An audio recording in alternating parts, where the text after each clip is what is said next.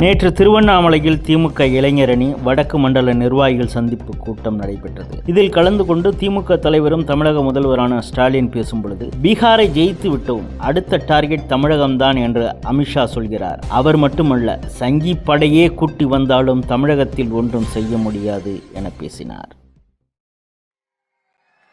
இந்தியாவிலேயே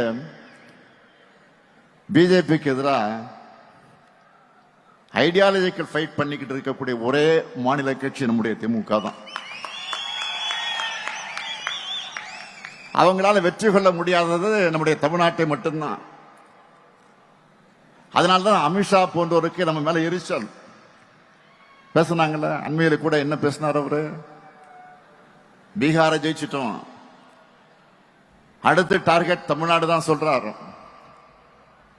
மாண்புமிகு அமித்ஷா அவர்களே, நீங்க இல்ல, உங்க சங்கி படையே கூட்டிக்கிட்டு வந்தாலும் உங்களால் ஒண்ணும் இங்க பண்ண முடியாது. இது தமிழ்நாடு, இது தமிழ்நாடு. எங்களுடைய கேரக்டரையே புரிஞ்சிக்க மாட்டீங்களா?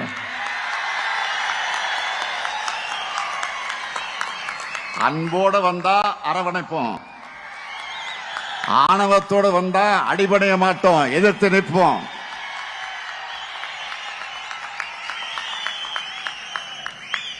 மீண்டும் சொல்றேன், அன்போட வந்தா அரவணைப்போம், ஆணவத்தோடு வந்தா அடிபடைய மாட்டோம், எதிர்த்து நிற்போம், உங்களை ஜெயிச்சு காண்பிப்போம்.